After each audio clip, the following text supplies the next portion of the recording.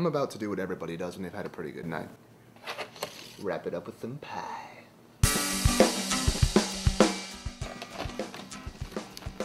I've recently discovered the joy that is pie, and I must say, I've been eating it every day this week.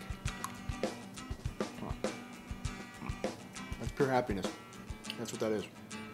It's like Terminator 2. I've eaten pie maybe once before in my life, but we never had it here as a dessert, and then my mom just brought some last week.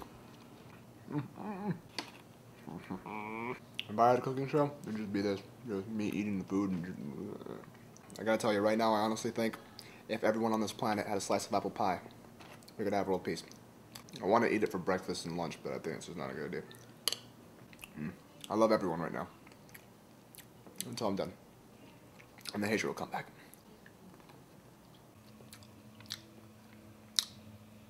My sweet pie's gone. Alright, let's get down to brass tacks. My friend's sister got a new boyfriend. And the guy seems very nice. You know, he looks very clean. He's a very clean man. It's like his name is like Clark. As the older people would say, a stand-up guy. A chip off the old awesome block. I don't know. He's big, buff, like just hefty jawline and gelled hair. Very like, I can get the job done. He didn't talk much, just said hi, walked by, went to the room, and then everything was good. We were watching the Heat game.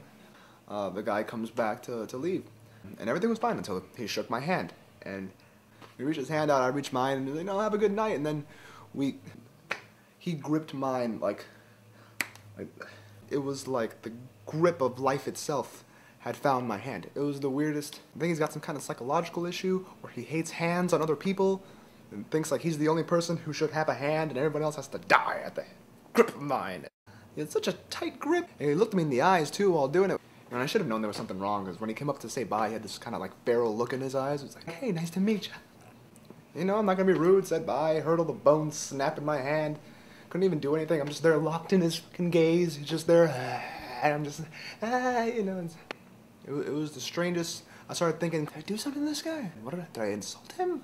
Did I do something to you? You know, I started thinking these crazy thoughts like, hey, maybe in a past life I was a hand murderer, and I'm just there chopping off hands, just chopping off hands left and right, and I chopped off his hand, and then we both die, and then we're reborn again, hundreds of years later, and he's looking for me, and he's looking for me, and he meets this girl, and hey, there I am in her house, and he's finally found me, in the sweet grip of revenge. And then right after he released me from the claw of life, he just left. Just said bye and left. Nice bye. Bye, guys. If I were to go to a doctor and get an x-ray of my hand, it'd probably look like this. I'm not trying to be negative about the guy either, you know. You're falling off a cliff, he's probably somebody to have around. To break your hand while he catches you. You know that? Oh, hey. This is my dog, Churro. He's doing the mummy.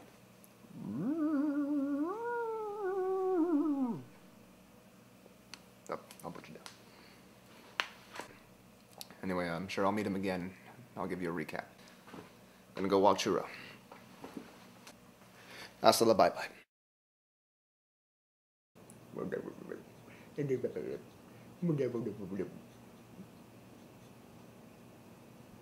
just got weird.